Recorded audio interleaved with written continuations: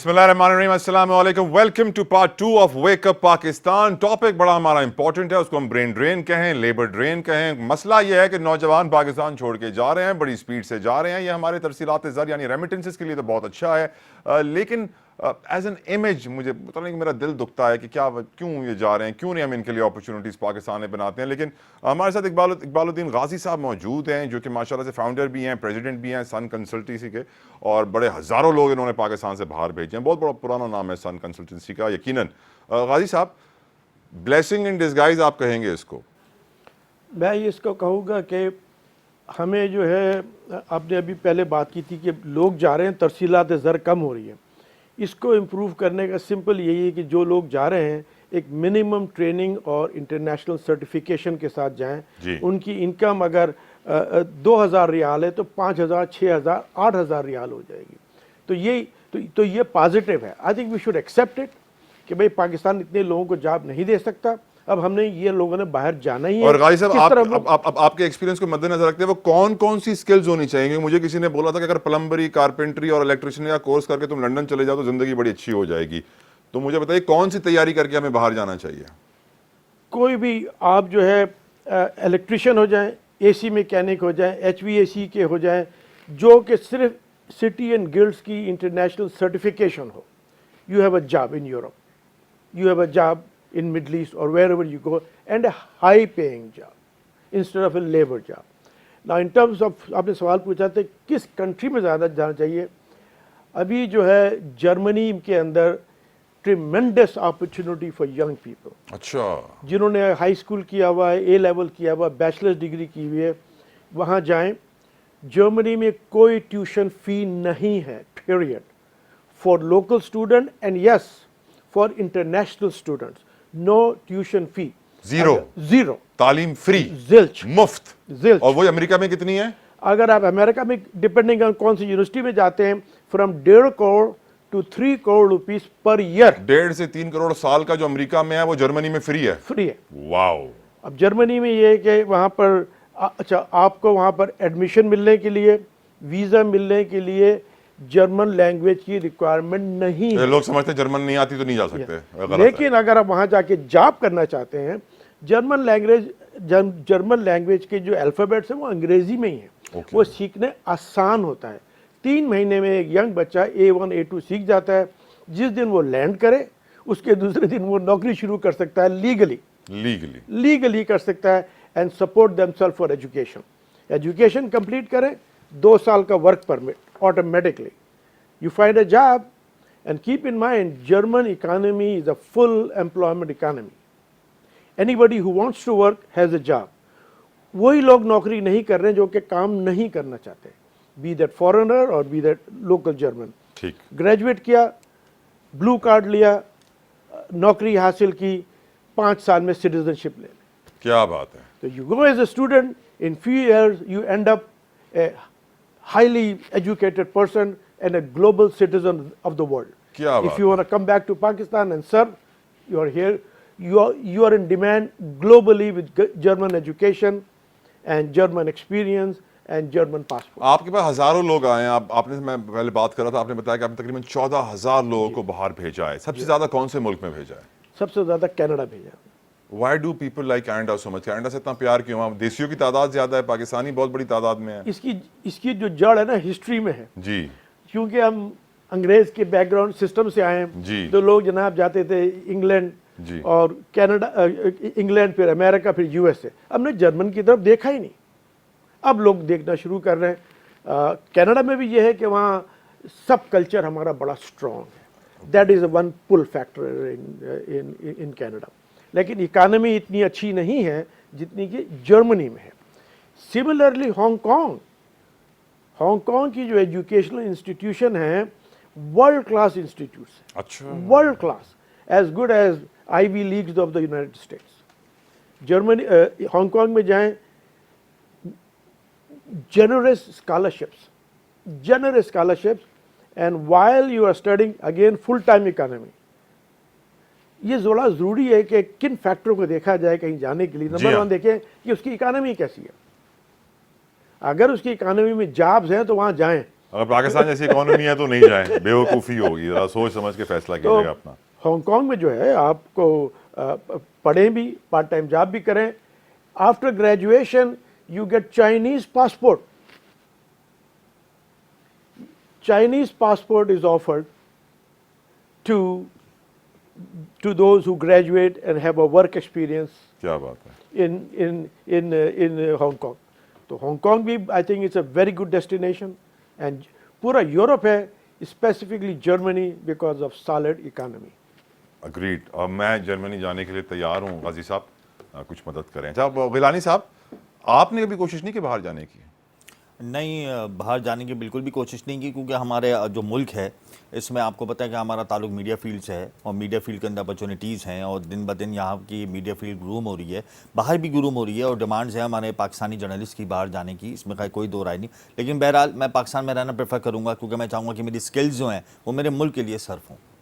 मैं बड़ा खुश हुआ हूँ आपका जवाब सुन के गिलानी साहब, कि बिल्कुल। आपने मीडिया के लिए बात की कि मीडिया ग्रूम हो रहा है। बिल्कुल। मेरी नज़र में मीडिया जब से पैदा हुआ है, हमें थोड़ी सी कम मेच्योरिटी है, हमें ज़्यादा मेच्योर होने की और अपनी बिल्कुल। जिम्मेदारी का एहसास करने की ज़रूरत है, लेकिन सैडली हम नहीं कर पा रहे हैं।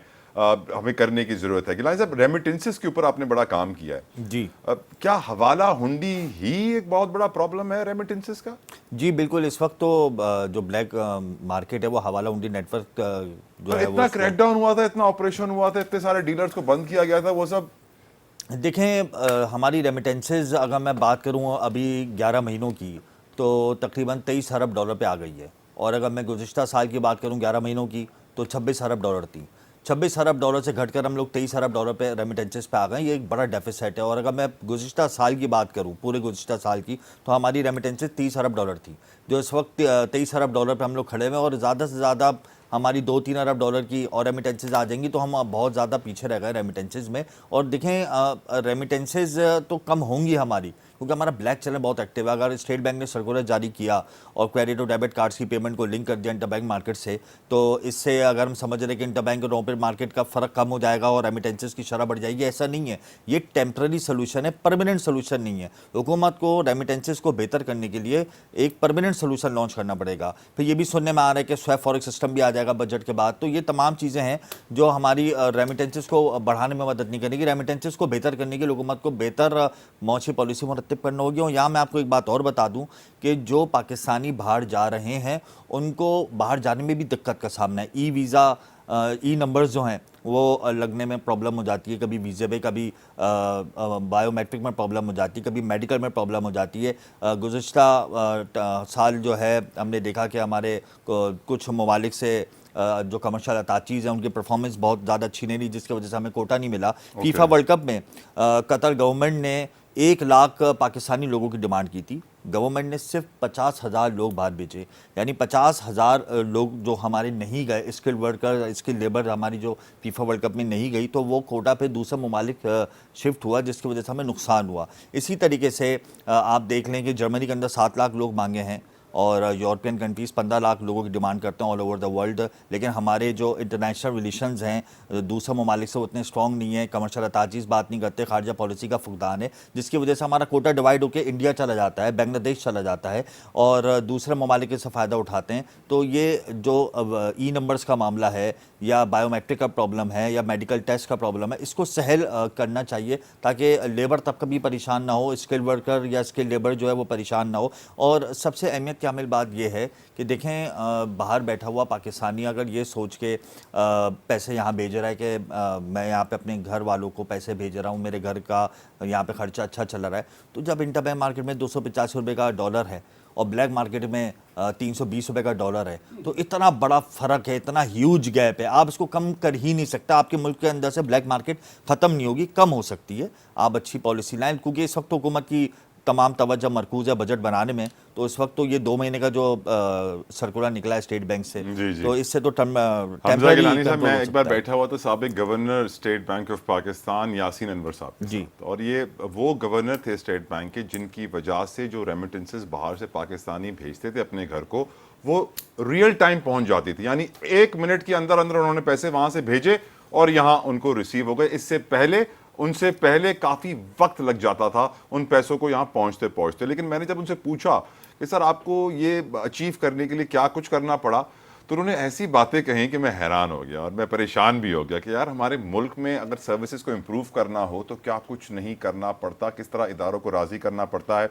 अदनान पराचा साहब भी मेरे साथ मौजूद हैं। अमीन गुलाम अली साहब ने हमें ज्वाइन कर लिया, उनको वेलकम कहूँगा, वो थाईलैंड से हमें ज्वाइन कर रहे हैं। अमीन साहब, उनसे ही मैं बहुत सारे इंपॉर्टेंट क्वेश्चंस पूछूंगा कि क्या अपॉर्चुनिटीज़ थाईलैंड में हैं, क्यों नौजवान बाहर जा रहे हैं, what is to be done, और क्या चीज़ें हैं जो हमें इंप्रूव करने की ज़रूरत है। इस ब्रेक के बाद हमारे साथ रहिए।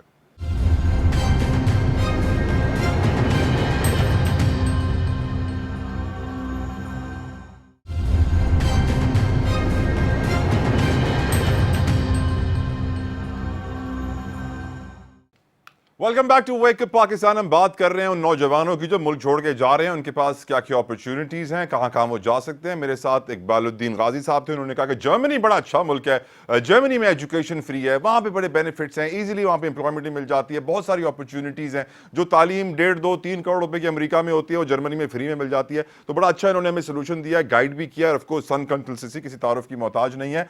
मैं बात करना चाहूँगा अदनान पराचा साहब, आप कौन सा मुल्क आज के दौर में रेकमेंड करेंगे, क्योंकि यकीनन बहुत सारे लोग सुन रहे हैं, आप भी ओवरसीज एम्प्लॉयमेंट एक्सपर्ट हैं, कहां सबसे ज्यादा आपको इस वक्त अपॉर्चुनिटीज और बेनिफिट्स नजर आ रहे हैं सर? देखें, जितने भी स्किल्स और एजुकेटेड जो हमारे यूथ हैं, जो कि बाहर की अगर लैंग्वेज उस मुल्क की सीख सकती है, तो आप देखें, जैसे मैंने आपको पहले भी बताया कि जापान ने नर्सिंग के अंदर, बिल्डिंग क्लीनिंग के अंदर, आपका मैकेनिक्स के अंदर, एविएशन इंडस्ट्री में, एग्रीकल्चर में 14 कैटेगरीज के अंदर उन्होंने वर्कफोर्स मांगी है। उन्होंने कहा कि बगैर पढ़े लिखे भी लोग इधर आ सकते हैं, इंटरमीडिएट, मैट्रिकुलेट्स, हर कैटेगरी के लोग आ सकते हैं अगर उनके पास एक्सपीरियंस है लोकल, और वो 3 से 4 महीने की बेसिक जापानीज लैंग्वेज सीख के आ जाएं, तो हम उनको एक्सेप्ट करेंगे। और दूसरे साथ कोरिया भी हमारा मुल्क है, और मेजर जो इस टाइम पे चंक जो हमारी वर्कफोर्स जा सकती है वो हमारी यूरोपियन कंट्रीज़ हैं। मैंने आपको पहले भी बताया कि इस टाइम पे जर्मनी को 7 लाख वर्कफोर्स की ज़रूरत है, और हमारा ओवरऑल जो हमारी यूरोपियन कंट्रीज़ हैं उनको 16 से 17 लाख बंदा हर साल चाहिए। अगर हम 16 से 17 लाख के अंदर अपना प्रोपोर्शन पाकिस्तान का ले पाएँ, तो मैं और हमारी अपनी खारजा पॉलिसीज़ को ठीक कर लें, और हम बाहर के ममालिक के साथ, उन ममालिक के साथ एमओयू साइन कर लें, तो मैं ये समझता हूँ कि ये जो हमारी और हमारी जो हमारी इधर जो पाकिस्तान की जो यूथ है उसके अंदर हम अवेयरनेस पैदा करें। एक सेमिनार्स और एडवर्टीजमेंट, मीडिया इसके अंदर बहुत अच्छा एक्टिव रोल प्ले कर सकता है। अगर वो चीज़ करें तो मैं ये समझता हूँ कि ये जो हमारे जो अनएम्प्लॉयड लोग हैं, जैसे कि अभी एप्टमा ने भी रिपोर्ट दिया कि हमारा तकरीबन 50 से 60 लाख लोग अनएम्प्लॉयड हो गया है, इंडस्ट्री की एक्सपोर्ट की इफेक्ट जो हुआ है। तो हमारे पास तो यूथ की कमी नहीं है, हम इस यूथ को यूटिलाइज कर सकते हैं, यूरोपियन कंट्रीज में भी कर सकते हैं। ऑस्ट्रेलिया ने इमिग्रेशन खोली है, यूके ने इस टाइम पे वर्कफोर्स मांगी है हमसे, टर्की के अंदर भी रिक्वायरमेंट है। देखिए, हर ममालिक के अंदर रिक्वायरमेंट है, कम या ज़्यादा, लेकिन यूरोपियन कंट्रीज़ के अंदर जो 16 से 17 लाख बंदा हर साल चाहिए, ये रिपोर्ट जो है ये हम ऑलरेडी सबमिट कर आ चुके हैं गवर्नमेंट ऑफ पाकिस्तान को। और स्पेशली देखें, 2 फील्ड्स बहुत अच्छी हैं, एक आईटी की फील्ड बहुत अच्छी है और एक नर्सिंग की। देखें, एक यूनाइटेड नेशन का जो सर्वे है इकोनॉमिक अफेयर्स का, उनके मुताबिक 16% जो हमारी जो एज है 65 और 65 प्लस, वो बढ़ जाएगी हमारे 2050 तक। तो हमारे जो हेल्थ केयर के डिपार्टमेंट है उसकी बहुत बड़ी रिक्वायरमेंट है। देखें, और उसके अलावा ये है कि हम 25,000 के करीब आईटी ग्रेजुएट्स पाकिस्तान से हर साल पे ग्रेजुएट्स हो रहे हैं। 25,000 में हमारी जो यूटिलाइजेशन पाकिस्तान में हो रही है वो तकरीबन 15,000 के करीब है। 10,000 के करीब हमारे जो आईटी एक्सपर्ट्स हैं वो भी अनएम्प्लॉयड हैं या बिल्कुल लोअर लेवल की सैलरीज पे काम करते हैं। मैं उस यूथ को पैगाम दूंगा कि इस टाइम पे बाहर के ममालिक जहाँ के लिए आप इंटरेस्टेड है, स्पेशली यूरोपियन कंट्रीज़ के लिए आप जाएं। यूरोपियन कंट्रीज़ के अंदर उनकी लोकल लैंग्वेज आपने सीखनी है। लोकल लैंग्वेज सीखना कोई बहुत हार्ड एंड फास्ट नहीं है। आजकल ऑनलाइन क्लासेस अवेलेबल हैं, मुख्तलिफ यूनिवर्सिटीज़ करा रही हैं, कॉलेजेस करा रही हैं, और उसकी सर्टिफिकेशन वहाँ की फिर एम्बेसी टेस्ट लेके वो पास करके आप पाकिस्तान से बाहर जा सकते हैं, रेमिटेंसेस को बढ़ा सकते हैं। और रेमिटेंसेस के अंदर जी देखिए, ये बिल्कुल ठीक कहा गिलानी साहब ने कि आप जो ग्रे चैनल्स जो हैं, जो हवाला हुंडी है, उसको आप ख़त्म नहीं कर सकते, कम ज़रूर कर सकते हैं। बिल्कुल मैं इस चीज़ को एग्री भी करता हूँ और इसके अंदर भी बहुत से ऐसे लूप होल्स हैं, जो हमारी वर्कफ़ोर्स इस टाइम पे पाकिस्तान से बाहर जा रही है। हम उसको बाय थोड़ा-सा उनको हम ऐसी फैसिलिटीज़ भी प्रोवाइड कर सकते हैं। बहुत सारी ऐसी फैसिलिटीज़ हैं जो प्रोवाइड कर सकते हैं और हम उनको ऐसी स्कीम्स निकाल सकते हैं कि अगर आप अपनी सैलरी का 50 या 60% हर महीने पाकिस्तान में आप अपने रेमिटेंसेस भेजेंगे और 1 साल के बाद जब आप पाकिस्तान अपनी वेकेशंस पे आएँगे तो आपको पॉइंट सिस्टम मिल जाएगा या ईज़ी लोन्स मिल जाएँगे या उसके बेसिस के ऊपर ईज़ी लोन्स पे आप बाइक, मोटर बाइक, कार कुछ भी ले सकते हैं। तो मैं ये एश्योर कर सकता हूँ और ये अगर 10-15 रुपए का गैप फिर भी अगर खड़ा रहा, तो राइट। उसके अगेंस्ट अगर हम जो फैसिलिटी देंगे, वो फैसिलिटी अवेल कर सकते हैं और रेमिटेंसेस जो हमारी इस साल कम हुई हैं, मैं ये सोच रहा था कि ये हमारी जो रेमिटेंसेस है इस साल हमारी क्लोजिंग होगी 32 से 33 अरब डॉलर पे, जो कि अनफॉर्चुनेट हमारी 27 अरब से ऊपर नहीं जाएगी। अभी भी अगर इसके ऊपर अगर सिंसेरिटी से काम कर लिया जाए, तो ये लॉन्ग टर्म पॉलिसीज अगर 3 से 5 साल के लिए बना दी जाए, तो ये रेमिटेंसेस 40 बिलियन डॉलर से भी ऊपर जा सकती हैं। पर अच्छा और साहब, हमारे मैं इस मैं टाइम पे मैं जर्मन लैंग्वेज सीखने जा रहा हूँ, जापानी लैंग्वेज भी सीखने जा रहा हूँ और फिर मैं आपसे रब्ता करूंगा 3 महीने बाद, मेरा ख्याल कीजिएगा। वापस आता हूँ गाजी साहब आपकी तरफ। अब एक चीज़ जो बहुत ज़रूरी है, बहुत सारे मुझे ऐसी कंप्लेंट्स मौसूल हुई कि बहुत सारे कंसल्टेंट्स, बहुत सारे ऐसे लोग जो सर्विसेज प्रोवाइड कर रहे हैं इमिग्रेशन की, वो लोगों को बेवकूफ़ी बना देते हैं। फॉर एग्ज़ाम्पल, एक पाकिस्तानी साहब गए कनाडा, उन्होंने एक बिज़नेस खोला, एक दुकान खोल ली, अपनी एक जनरल स्टोर खोल लिया। अब उनको लेबर की ज़रूरत थी, तो उन्होंने पाकिस्तान फ़ोन किया और बोला कि भाई मुझे जो है ना $25,000 दे दो, मैं तुम्हें नौकरी यहाँ से देता हूँ और तुम्हें वीज़ा भेजता हूँ और तुम्हें मंगवाता हूँ। अपनी तनख्वाह के पैसे तुम नहीं देने हैं, 3, 4, 6, 8, 10 महीने खुद अपने आप को सस्टेन करोगे, अपनी तनख्वाह के पैसे मुझे दोगे, मैं बैंक अकाउंट में तुम्हारी ट्रांजेक्शन करूंगा ताकि वो लीगल सिस्टम में आ जाए। तो इस तरह जुगाड़ें बहुत हो रही हैं गाजी साहब। जी, एक एक एक मशहूर मुहावरा है कि invest your time before investing your money. किसी यानी से रिसर्च वगैरह पूरी अच्छी तरह देख अरे, दाख के फिर पैसा लगाओ। अब जैसे कनाडा का ताल्लुक है, we are a licensed by the government of Canada to do what we are doing. अगर हमारे बारे में कोई शिकायत, कोई शिकवा होता है तो वेबसाइट पे लिखा हुआ होता लेकिन शिकवे शिकायतें दूसरों के बारे में बहुत है और रेगुलेशन बहुत कम है, है। कंट्रोल नहीं किया जा रहा। नहीं, अगर वो, मैंने कहा अगर वो अपना टाइम इन्वेस्ट करें तो उसे मालूम पड़ जाएगा कि 2 नंबर मालूम है। पड़ जाएगा कि 2 नंबर है। भाई, क्या ये जो कंपनी हमें ऑफर कर रही है, क्या ये लेजिटिमेट कंपनी है, क्या ये क्या IRCC, तरीका है देखने का, कहाँ रजिस्टर्ड होना चाहिए उन्हें? ये अब IRCC IRCC जो ये कि हर कंसल्टेंट्स को रजिस्टर करती है, रेगुलेटरी बॉडी है उनकी। Regulatory body. आपको बड़े सख्त एग्जाम्स पास करने होते हैं, RCMP की या FBI इक्विवेलेंट की क्लियरेंस चाहिए होती है, फिर आपको लाइसेंस इशू होता है और वो नेट पे लाइसेंस नाम और नंबर दिया हुआ है, जिसका नाम नंबर दिया हुआ ना हो उससे बिल्कुल काम ना करें। बिल्कुल काम ना करें। खतरनाक हैं वो लोग। और ऐसे लोग, ऐसे हमारे पाकिस्तानी हैं भी तो मासूम ना गाजी साहब, वो बेचारे बेवकूफ़ बन जाते हैं। कितनी तादाद में लोग बेवकूफ़ बनते होंगे गाजी साहब? बहुत ज़्यादा, आपके पास कंप्लेंट्स आती हैं बहुत ऐसी? ज़्यादा। बहुत लोग आते हैं कि देखिए जी, ये हमें जॉब ऑफर आई है, वहाँ से जॉब ऑफर आ गई। देखिए जी, आपके प्रोग्राम के थ्रू जॉब ऑफर इस तरह होती है, कोई एम्प्लॉयर ख़त लिख के यहाँ से किसी को नहीं बुला सकता है, उसको उस जॉब को एडवर्टाइज करना पड़ता है। जो रिस्पांसेस आती हैं वो गवर्नमेंट ऑफ कनाडा के लेबर डिपार्टमेंट में जाती हैं। हर CV received is logged in to the system. फिर वो एम्प्लॉयर को भेजते हैं कि आप इन्हें इंटरव्यू करें और अगर आपको कोई पसंद है तो हमें वजह बताएं क्या, और ये हमें साबित करें कि जो है इस टैलेंट का पर्सन कनाडा में अवेलेबल नहीं है, इसलिए हम बाहर से बुलाना चाहते हैं। जब वो अप्रूवल, ये प्रोसेस 2 से 3 साल का है, और अगर कोई आपको उठा के कह रहा है ये आपकी जॉब ऑफर और आप इतने पैसे दें और अब बेवकूफ़ बन रहे हैं, तो क्या कर सकते हैं? अच्छा, एक और जरूरी सवाल गाजी साहब आपसे, ये कितना खर्चा होता है? फॉर एग्जाम्पल, कोई नौजवान अभी आपको देख रहा है, वो सोच रहा है कि यार मुझे ही बाहर जाना है, मैं भी अप्लाई करूं आपकी सन कंसल्टेंसी के थ्रू, कितना खर्चा होता है सर? जर्मनी जाने के लिए $1,000, बस बस $1,000।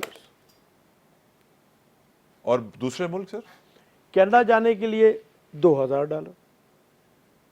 और ये $1000 स्टूडेंट वीजा की आप बात कर रहे हो, स्टूडेंट वीज़ा की बात। लेकिन अगर वर्क वीजा पे कोई जाना चाहे, कोई एम्प्लॉयमेंट के लिए जाना चाहे, पैसे कमाने वाले ज्यादा है ना एम्प्लॉयमेंट के लिए जाना चाहे तो उसकी 1 महीने की तनख्वाह। सर? ओके, और अभी ये बात हो रही थी कि किन लोगों को जाना चाहिए जो कि वहाँ जॉब्स हो। दुनिया में इस वक्त जो है ना हेल्थ वर्कर्स की कहत आई हुई जिस तरह परासा साहब ने भी बता कहा। रहा है। IT वर्कर्स, इंजीनियर्स, ये 3 एरियाज हैं जिसमें भरमार जॉब है हर इकानमी में जो कि अच्छा कर रही है। तो पाकिस्तान में जहाँ तक मुझे पता चला है मिडिल ईस्ट में कोई 15-20 हज़ार नर्सेज हैं हमारी, अच्छा, 15-20 हज़ार नर्सेज हैं, और वो जो है $2 से $3 हज़ार कमाती है पर महीने। क्या बात है, वो तो हम जैसे लोग भी यहाँ नहीं कमा पा रहे 2 से 3 ये हज़ार। 10 लाख रुपए। सोचिए। तो और कनाडा में नर्सेज के लिए ये है कि एज ए नर्स आप नहीं जा सकते क्योंकि वो लाइसेंस्ड ऑक्यूपेशन है। ओके, पहले एज ए आप नर्सेज एड जाते हैं वर्क परमिट पे, ओके, 1 साल वहाँ काम करते हैं, आप वहाँ का एग्ज़ाम पास करें तो नर्स हो जाते हैं। ड्यूरिंग नर्स, अभी जो हम बात कर रहे थे कि क्वालिफाई होके जाएं, एज ए नर्सेज एड जाते हैं तो जनाब आपको $2,500 से $3,000 महीना मिलता है। अगर आप लाइसेंस का एग्ज़ाम पास कर लें, वहाँ जाके $5,000 कमाते हैं। तो यहाँ से अगर किसी नर्स ने 2 साल का डिप्लोमा या 4 साल की डिग्री ली हुई है, वो इमीडिएटली वर्क परमिट पे जा सकते हैं अलॉन्ग विद द फैमिली, और 3 साल में कनाडा की सिटीजनशिप। क्या बात है। लेकिन मेरे एक जानने वाले हैं अमीन गुलाम अली साहब, जिन्होंने मैं थाईलैंड से ज्वाइन किया। थोड़ी सी टेक्निकल ग्लिच हम फेस करें तो उसको दूर करेंगे ताकि हम उनसे पूछ सकें। उनका ये कहना है कि थाईलैंड भी एक बड़ी अच्छी अपॉर्चुनिटी रखने वाला मुल्क है और वहाँ पे प्रोसेसिंग टाइम बड़ा कम है, 3-4 महीनों में प्रोसेस हो जाता है केस और आप वहाँ शिफ्ट हो सकते हैं। अपॉर्चुनिटीज़ भी बहुत ज़्यादा है। उनसे पूछूंगा मैं इस ब्रेक के बाद थाईलैंड के बारे में। हमारे साथ रहिए।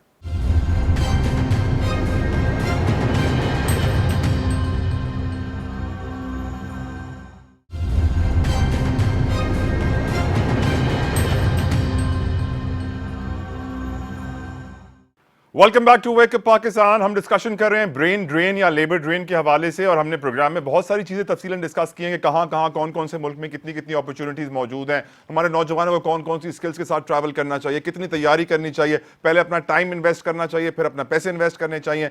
इस वक्त में ज्वाइन किया है अमीन गुलाम अली साहब ने। आप जिंटागो एक बड़ी मशहूर कंपनी है इस वक्त थाईलैंड में, उसके CEO भी हैं और आपके 23 मुख्तलिफ बिजनेस यूनिट्स हैं थाईलैंड में। आप भी पाकिस्तान से बाहर शिफ्ट हुए हैं और आप माशाल्लाह से ट्रैवल सर्विसेज और इमिग्रेशन कंसल्टेंसी सब प्रोवाइड करते हैं। अमीन साहब, welcome to wake up Pakistan. मेरा पहला सवाल आपसे ये है, आपके परसेप्शन में, आपकी नज़र में क्यों हमारे नौजवान बाहर जा रहे हैं? Standard of living, cost of living, या कोई और रीज़न है? और अपॉर्चुनिटीज़ आप कहाँ कहाँ देख रहे हैं? थाईलैंड में कितनी अपॉर्चुनिटीज़ है अमीन भाई? There are a lot of opportunities. Let me answer the first question. Ji. Why is everyone going abroad? देखिए जी, किसी को घर छोड़ के जाने का शौक नहीं होता, but the reality is कि हर कोई जो हमारे मुल्क में is because of survival mode. ठीक है जी, कोई चीजें, I mean there's no progress as such. Civic services are a bit of a problem. तो देखिए जी, quality of life जो है नीचे हो गई है, तो हर कोई जो है they're looking for a better option. It's a plain truth. ठीक है जी, it's a simple thing. Everybody has a right कि वो जो है कोई अपने लिए एक बेहतर पोजीशन ढूंढे जिंदगी में। Why Thailand? आपने थाईलैंड क्यों चूज किया? आज आपके 23 मुख्तलिफ बिजनेसेस हैं, रेस्टोरेंट्स भी हैं, गाड़ियों का भी है, हॉस्पिटैलिटी भी है। Why did you choose Thailand? Thailand में ऐसा क्या है? देखिए, first of all I have sold passports for many countries, immigration services के. ठीक। For example, I've sold them for for Turkey, I've sold them for Portugal, I've sold them for all these places. बात ये होती है कि देखें जी, जब आप कहीं जाना चाह रहे हैं ना, it's a very important thing. There are two elements people travel for and they move abroad. One is professional migration, दूसरी है personal migration. ठीक है, personal migration उस वक्त पे होती है जब आप पूरी फैमिली को लेकर जाते हैं. That is a longer process. However, it's a very painful process ji, because उसमें paperwork बहुत होता है. Various countries are very very expensive, लाखों डॉलर में पड़ता है. एंड हकीकत बात ये होती है कि समटाइम्स बंदा भूल ही जाता है, फिर शायद अगर कुछ हो जाए तो हो जाए. उसके मेन रूट कॉज इधर ये होते हैं कि जो लोकल हमारे जो कंसल्टेंट्स होते हैं वो मार्केट के पैसों के साथ खेलते हैं. ठीक है, हर एक चीज पैसों के ऊपर होती है. For example, when I started selling Turkish passports, वो एक डिनोमिनेशन थे और फिर वो बहुत ऊपर चढ़ गए. क्यों? लक इसलिए नहीं थी कि बिकॉज उनकी वैल्यू बहुत ही 5 साल बैठना पड़ता था. हर ममालिक के हर एक वो होते हैं एंड वेरी पेनफुल, बहुत लंबे होते हैं। लोग जो जाना चाह रहे हैं वो हटना चाह रहे हैं ताकि उनको एक इमीडिएट रिलीफ मिले। कोई अपना घर छोड़ के नहीं जाना चाह रहा। तो बेसिकली वो और बेजार होते हैं, उनके पैसे सेविंग उसमें लग रहे होते हैं और कोई गारंटी नहीं होती है सच कि कब वो होगा, कोई क्लैरिटी नहीं होती टाइम फ्रेम की, वक्त का कोई तकाजा नहीं उधर होता। तो देखिए जी, हम लोग जो करते हैं, जब मैं थाईलैंड आया था, मैं बहुत ममालिक में रह चुका हूँ, I speak a lot of languages also. तो बात ये, बिकॉज जब आप रहते हो तो आप वाकिफ हो जाते हो उसकी जबान से ना, रेपिटेशन होती है। लेकिन हर जगह की अच्छी बात भी होती है, सलाहियतें भी होती हैं वाई और थाईलैंड खामियां भी अमीन होती भाई? हैं। द रीजन इज बिकॉज देखिए जी, इनका कल्चर जो है ना, इट्स वेरी वेरी हम्बल। ठीक है, बंदा थोड़ा सा परेशान हो जाता है जब ये लोग आराम से बात करते हैं। इधर जो है सच बेची नहीं जाती, आप समझ गए, एक हकीकत होती है, लोग समझ जाते हैं। इधर ड्रामे की जरूरत नहीं होती। ठीक है, हाँ जी, हर जगह में कॉम्प्लिकेशंस तो होती हैं, लेकिन the reason for that is इनका जो मजहब जो है बुद्धिज्म, इट्स बेसिकली आप हर एक चीज से ही प्यार करो। आई मीन, चाहे वो पत्थर हो, चाहे वो आसमान हो, चाहे जो कुछ भी हो। और इनके इनके हिसाब से बुद्धिज्म के होता है कि वो किसी चीज की पूजा नहीं करते, बस वो बोलते खुदा खुदा है और बस हमें उसकी उसकी कदर करनी चाहिए और इंसानियत की कदर करनी चाहिए। ये लोग बहुत हम्बल लोग होते हैं। और ठीक है, थाईलैंड जो का कुछ भी है। प्रोसेसिंग टाइम भी कम है अमीन साहब?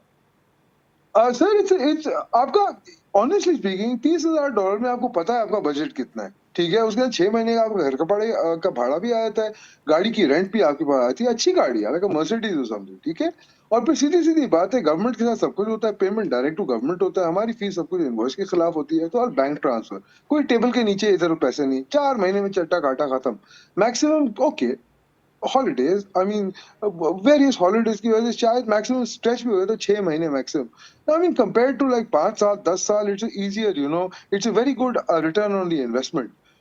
इधर ये बात बहुत अच्छी होती है, जब आप इधर आते हैं रिटायरमेंट के लिए, 50 साल की उम्र के ऊपर उसके पैसे कम हो जाते हैं। तो ठीक है जी, दिस इज बेसिकली, अगर आप देखेंगे ये फिलोसफी कैसे चली है, पाकिस्तान में भी चली रियल एस्टेट इंडस्ट्री में। लोग जो है, आई मीन, गवर्नमेंट अथॉरिटी में फेथ लूज कर गए। क्यों? क्योंकि मलिक रियाज साहब ने क्या किया, उन लोगों ने डिलीवर किया। जब उनकी जिंदगियां थी, वट एवर इट वॉज, उन्होंने क्वालिटी डिलीवर की। ठीक है, पीछे में जो कुछ भी था, इधर भी वही मुकाम है। जो आप देंगे जितने पैसे, उतनी ही आपको, व्हाट्स इट कॉल्ड, उतनी ही आपको आप घर ले सकेंगे, फॉर एग्जाम्पल। ठीक है, रहना इधर बेतहाशा सस्ता है, द कॉस्ट ऑफ लिविंग। क्यों? The reason for that is क्योंकि इधर चीजें रिपेयर नहीं करनी पड़ती। ठीक है, चीजें, आई मीन, जो कुछ भी होती है, टाइम लगता है। अगर आपको सब्र हो तो सब्र है, आपका काम इधर हो जाएगा, लेकिन 4 महीने के अंदर सुकून से हो जाएगी और आपको कारोबार भी सेट करके देंगे। ये आपको एनेबल करेंगे सक्सीड करने के लिए। सर, मैं एक बंदा हूँ, मैं इधर आया था, मैं एक फॉरेनर था। सबसे पहले तो मुझे ये समझना पड़ा कि भाई मैं सब कुछ नहीं हूँ, और एक्सेप्टेंस गेन करनी पड़ी। दैट्स द ओनली थिंग, चलता है। इट्स अमीन वेरी साहब, स्ट्रेट वो फॉरवर्ड एक प्रोसेस। और इम्पोर्टेंट क्वेश्चन अमीन साहब, वो ये कि हम पाकिस्तानी वो कौन से गलत काम करते हैं बाहर जाके जो हमारे मुल्क का इंप्रेशन और इमेज खराब करते हैं, उस पर थोड़ी सी लाइट डालिएगा। यार बड़ी माजरत से, I mean with all due respect, बहुत बहुत माजरत से, but I don't identify my self as a Pakistani. I tell you why. हम जो है ना, स्टेरियोटाइप्ड हैं पुलिस के साथ भी। देखिए, हमारे बहुत सारे भाई बहन इधर घूम रहे हैं, एंड बिलीव इट और नॉट, देखिए जी, जब 100 लोग एक हरकत करते हैं ना, एक पूरा मजहब, एक पूरी नेशन जो है ना, बदनाम हो जाती है। हमारे भाई लोग इधर आके ढेरोशारी करते हैं, and to be very honest with you, देखिए, ताली दो हाथ से बजती है। ठीक है, you can not play perpetual victim. एक कानून है, एक सिस्टम है, आप उसको फॉलो करें। मैंने तो वही किया था। देखिए, रास्ता मेरे लिए भी आसान नहीं था, एक वक्त था मेरे पास पैसे नहीं थे खाने के, लेकिन मैंने मैंने कोई डिसऑनेस्टी नहीं की। हकीकत है सर, सक्सेस ऐसे नहीं होती, you have to go through it. ठीक है, you can't go over it, you can't buy it, you can't do that. ठीक है, दैट्स द रियलिटी। हमारे भाई जो है जुगाड़ू लोग होते हैं सर, शॉर्टकट्स ढूंढते हैं। ये बात है, हकीकत है, क्या बोलूं। यकीनन यकीनन। अब गाजी साहब, आपको इन शॉर्टकट्स का कभी सामना करना पड़ा? क्योंकि ये शॉर्टकट्स हर किसी की डिमांड होती है कि रातों रात मेरा काम हो जाए, रातों रात मेरे नसीब खुल जाए, रातों रात मैं रईस हो जाऊं। आपको इन जी शॉर्टकट्स का जी साथ? जी, अब नहीं होता। लोग हमारे बारे में जान गए हैं और बड़े उनको पता है कि भाई यहाँ आगे पीछे बात ही नहीं करो, हम कोई बड़ा सीधे सीधे काम करते हैं। तो इनिशियली तो बहुत होता था। एक चीज़ मैं आपको ज़रूर आपके प्रोग्राम में ज़रूर बताना चाहूँगा, ये बिज़नेस भी बड़ा एवोल्यूशन हुई है। पहले तो लोग जाना चाहते थे बाहर, अब मार्केट ने रिस्पॉन्ड किया है। आप हैं बड़े कामयाब हैं क्या यार गाई साहब, मुझे जो है जाना कहीं नहीं है, I am very happy in Pakistan, मेरे पास 2 4 5 अरब रुपए हैं, सब कुछ ठीक ठाक है, लेकिन मुझे कहीं का पासपोर्ट ले दे। यस, ताकि मैं जहां चाहूं जब चाहूं वीजा ना लेना पड़े। वीजा ना लेना पड़े। कैरेबियन आइलैंड्स अपना पासपोर्ट बेचते हैं। Now the important part is this, with the approval of United States government and the government of European Union, जब तक वो एप्लीकेशन ओके नहीं करते ऊपर नहीं जाती है। this is the hot potato in our country right now, because Caribbean passport allows visa free travel up to 160 countries. 160 मुल्कों में आप बिना वीजा के ट्रैवल करोगे कैरेबियन पासपोर्ट पे। The कितने में दिलवा रहे हैं आप? बात करें, खुल के करें गाजी साहब, कितने पैसे खर्च होंगे? 1 लाख से $1.5 लाख। $1.5 लाख में पासपोर्ट मिल जाएगा। कितने टाइम लगेगा? With a family of 4 in less than a year. 1 साल में 4 बच्चों की फैमिली, यानी मियाँ बीवी और 2 बच्चे। 2 बच्चे, 4 लोग जो है, सिंगल हो तो 1 लाख, वरना मैक्सिमम $1,35,000 या $2 लाख में पूरी फैमिली चली यानी जाती है। $1 लाख यानी 3.5 करोड़ रुपए। And that includes the Europe, Great Britain, Switzerland, China, Russia, Singapore. वहां जाके रहना भी पड़ेगा? आप 6 महीने तक रह सकते हैं वीजा फ्री। Visa free. अच्छा, ये बताइए कि अब हम प्रोग्राम के इख्तिताम की तरफ आ गए हैं। माशाल्लाह से इतनी सारी अच्छी अच्छी बातें हो गई हैं। मैं आपसे पूछना चाहूँगा गिलानी साहब, पहले how will you conclude this? क्या हमें अपने नौजवानों को बेहतर इक्विप करना है, उन्हें बेहतर ट्रेनिंग्स देनी है, उनको ज़्यादा सिखा के भेजना है कि इस तरीके से जाओगे तो ज़्यादा कमाओगे, इस तरीके से जाओगे तो मुल्क के लिए ज़िल्लत का बाइस बनोगे? How will you conclude this? मुल्क का नाम रोशन करना है तो तालीमी निज़ाम को बेहतर करना होगा। जितना बेहतर हम तालीमी निज़ाम करेंगे, लोगों को अवेयरनेस आएगी बाहर जाने की, लोग अपॉर्चुनिटीज़ को अवेल करेंगे, पाकिस्तान का नाम बाहर जाके रोशन करेंगे, अच्छी जगह पे उनको जॉब्स मिलेंगी। एजुकेशन सिस्टम के ऊपर हुकूमत को ख़ास तौर पे तवज्जो देनी है। अब ये बजट आ रहा है, इसमें देखना है कि हुकूमत एजुकेशन के ऊपर कितना पैसे का टारगेट रखती है, कितने पैसे खर्च करती है। और सबसे अहम बात ये कि अगर आपने रेमिटेंसेस को बेहतर करना है, जो लोग बाहर जा रहे हैं उनसे इस्तेफादा उठाना है, तो रेमिटेंसेस के लिए बेहतर पॉलिसी लानी होगी, वीज़ा सिस्टम को आसान कम बनाना होगा, और इंटरनेशनल सिस्टम जो है हमारा, इंटरनेशनल रिलेशन सिस्टम, वो बड़ा कमज़ोर है, उसको बेहतर करने। यूनाइटेड नेशन ने अभी जॉब के ऑफर्स किए हैं, उस हवाले से पाकिस्तानी गवर्नमेंट को चाहिए कि उनकी तरफ रुजू करे और पाकिस्तान, उनका जो कोटा है वो पाकिस्तान में आए। तो ये सारी चीज़ें हैं। आप एजुकेशन सिस्टम को बेहतर करें, वीज़ा पॉलिसी को आसान करें, रेमिटेंसेस को बढ़ाने के लिए बेहतर पॉलिसी मुरतब करें। ये तमाम अवामिल हैं जिससे हमारे मुल्क का नाम हमजा गिलानी साहब, आपने बड़ी अच्छी बात की, खूबसूरत बात की, लेकिन हैरत की बात मैं अपने व्यूअर्स को बताऊं कि नवाब शाह के मैट्रिक के इम्तिहानात में जो लड़का फर्स्ट आया, ना वो बोर्ड के अंदर इनरोल्ड था, ना किसी स्कूल में उसका एडमिशन था, लेकिन वो नवाब शाह के मैट्रिक के इम्तिहानात में फर्स्ट आ गया। खैर, ये हमारा एजुकेशन सिस्टम है। अमीन गुलाम अली साहब, आप हमारी यूथ को इस वक्त क्या मशवरा देंगे? What should they do, which direction should they go in? किस तरह वो ट्रैवल करें? क्योंकि ट्रैवल सब करना चाहते हैं, पाकिस्तान से सब निकलना चाहते हैं, लेकिन डायरेक्शन नहीं पता है। क्योंकि आप एक कंसल्टेंसी भी प्रोवाइड करते हैं, तो मैं चाहूँगा कि हमारे प्रोग्राम के जरिए आप एक कंसल्टेंसी तमाम देखने वालों को दें कि how to go about it, right way क्या है, बेस्ट ऑप्शंस क्या हैं? Well, the first thing someone should do when they go or they want to go, कि वो सबसे पहले अपने खानदान को बिठाएं और एक कलेक्टिव बाय इन लें। ज्यादातर लोग जो ट्रैवल करते हैं बाहर और बाहर जाना चाहते हैं, वो अपने ही पर्सनल गेन के लिए जाना चाहते हैं और पूरी फैमिली इफेक्ट होती है। तो सबसे पहले उनकी बाय इन होनी चाहिए। नंबर 2, उनको ये दे नीड टू अंडरस्टैंड कि उनको क्या करना है। कभी कभार मैंने इधर देखा है और बाहर ममालिक के अंदर लोग जो डॉक्टर सर्जन हैं, वो जो है ना KFC के अंदर बैठ के बर्तन मांजे। इट्स द ट्रूथ, ठीक है जी। तो लोगों को एहसास ये रखना चाहिए कि देखिए जी, कोई भी चीज जो है ना, नॉट अ क्विक फिक्स।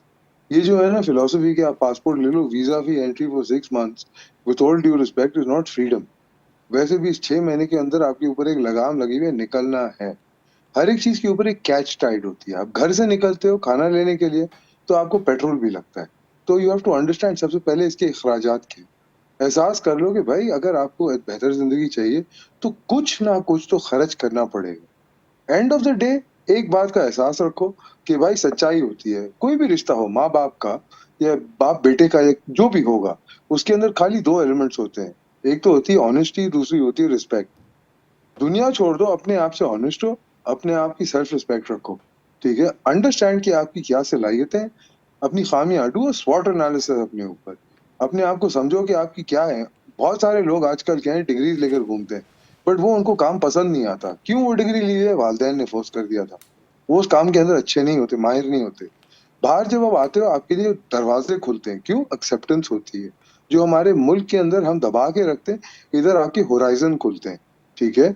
जो हमारे लड़के जो होते हैं पाकिस्तान के इतने ज़हीन होते हैं, I prefer to hire them over Hindustani despite the emotional high, I tell you why. ये जो हमारे अक्रॉस द बॉर्डर होते हैं ना, ये जी जी जी नमस्ते नमस्ते करके वो खाली फॉलोअर्स होते हैं। हमारे लड़के जो सर्वाइवल में होते हैं ना, हमारे टेक के लड़के, वो माहिर होते हैं। क्यों? रिसोर्सेज कुछ नहीं होती, जुगाड़ के ऊपर हम लोगों ने किया। तो व्हाट इज जुगाड़? जुगाड़ is basically mother of invention, it's a necessity. Why does जुगाड़ कम? वो रिसोर्सेज नहीं होते, हमारे लड़कों को बिजली नहीं होती, डीएसएल नहीं होता। तो सबसे पहले अपनी सेल्फ रिस्पेक्ट रखो।